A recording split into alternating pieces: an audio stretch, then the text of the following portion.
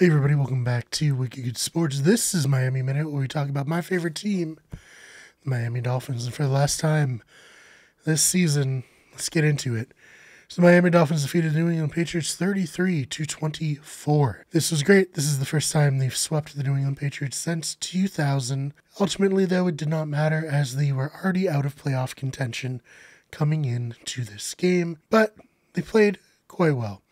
The defense forced turnovers, especially early, where they scored a pick six on the first Patriots drive of the game to give the Dolphins a 14-0 lead after Jalen Waddle scored on the first drive for Miami. Tua played decently, only had 109 yards passing in that one touchdown, but no interceptions despite some pretty bad throws.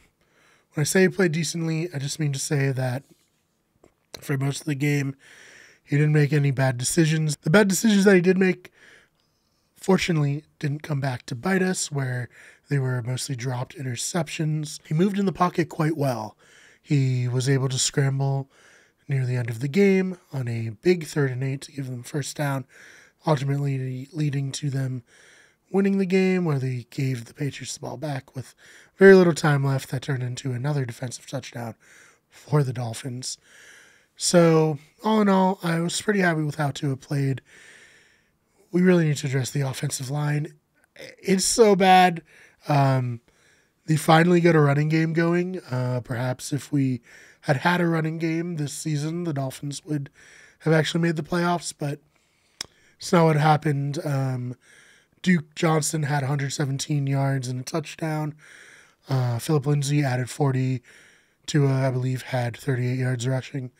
So really decent game for the Dolphins running the ball for really the second time this season, the other one being against the Jets.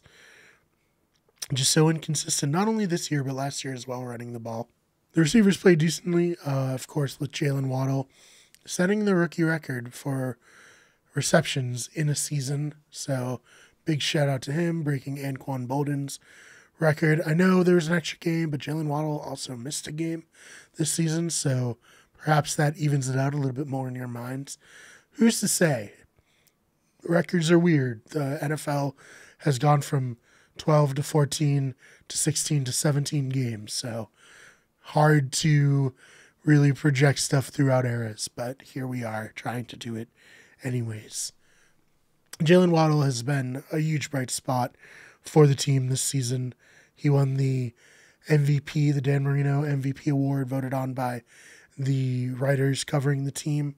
So really good for him. Look forward to seeing what he's going to do in the future. He has an he potentially has a very bright career, barring any catastrophic injuries or anything like that. So very excited that they drafted him this year. Other than that, Xavier Howard, he had that pick six. I do hope that we re-sign him. I know it was said before the season started that they were moving some money on his contract and then in this offseason going to readdress it. I think unless they can get like a huge haul of draft picks or another, say offensive lineman who's very established and very good for him, I would like to see the Dolphins re-sign him. Of course, it will all depend on how much money he's asking for. So that really does it for this game. The Dolphins finished 9-8, first back-to-back winning seasons for the Dolphins since 2002-2003. I also saw a stat that they're the first team to have back-to-back winning seasons and miss the playoffs both seasons since the Dolphins in 2002 and 2003. So not great from that perspective, but I think if we're covering the team overall, they showed a lot of heart. They were 1-7. They easily could have rolled over and been terrible. They ended up finishing 9-8, winning, 7 in a row, winning 8 of their last 9 to close out the season. Just an extremely impressive run. They're going to have a lot of questions that need answering. Chief among them is Tua, the starting quarterback moving forward. I know a lot of people want Deshaun Watson. I've made my thoughts on Deshaun Watson coming here pretty clear. I don't want him with what he's been accused of. It would just feel morally wrong to root for someone who's potentially victimized women in this way. And I know allegedly, but based on the information that has come out, the amount of accusers that have come out against him, I think, as they say, where there's smoke, there's fire, and preferably, I don't want anything to do with Deshaun Watson. So we'll see what happens there. I would like to see them build around Tua. They have one superstar weapon in the making in Jalen Waddle. Get him a running back. I know Duke Johnson played pretty well down the stretch. Keep him, but draft a running back, perhaps sign a featured back in free agency, but they need to do something to address the running game. And I've bemoaned the offensive line all season, and I'll do it again here for the last time. They need to get better on the offensive line. The only reason they were able to win that many games is because Tua was really a master at avoiding the sack, at getting the ball out. And I think with more time, Tua makes less mistakes, doesn't try to force balls as he's done a few times in the back half of the season that's led to interceptions. Because honestly, in college, I know it's quite a different game, it's a lot faster in the pros, but Tua wasn't a turnover-prone player, and I don't think with like a decent offensive line he'll be that type of player in the pros. The defense obviously just keep improving. They really were solid down the stretch after starting off the season very slow and quite frankly pretty bad. But they eventually switched over to the cover zero blitz formation that they used to a lot of effect the season before. They did it again in this game and had a lot of success. They did it down the stretch. Get players who fit into that scheme who can play in it, and I think they'll be good to go. Again, re-sign Xavier Howard. You have Holland, who's a star in the making. We probably need to bring back Ogba. I would say bring back Ogba is even more important than Mike Gesicki.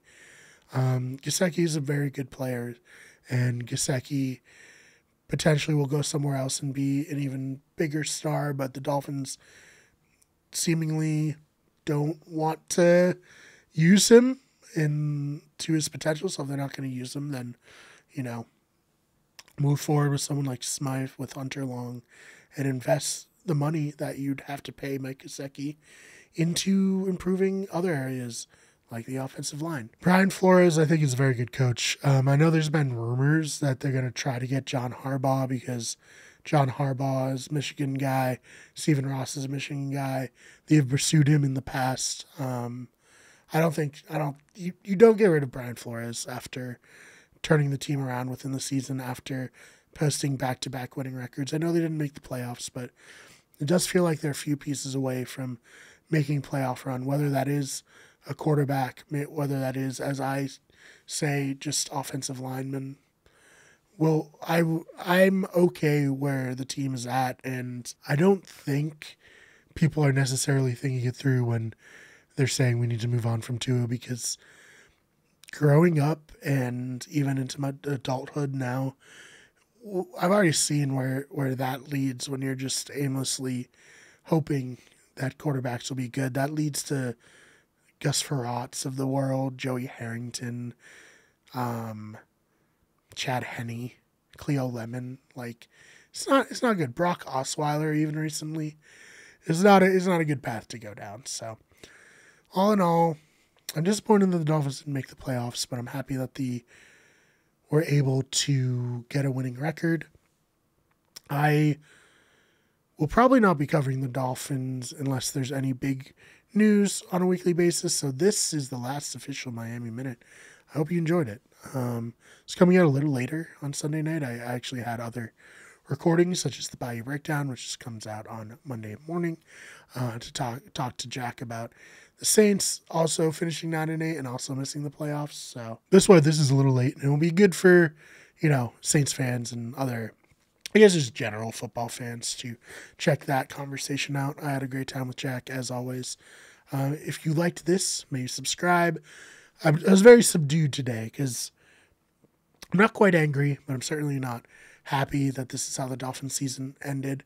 If you liked me, I guess, and my takes, that you follow me on Twitter at @TheFakeBMar, that's BMARR.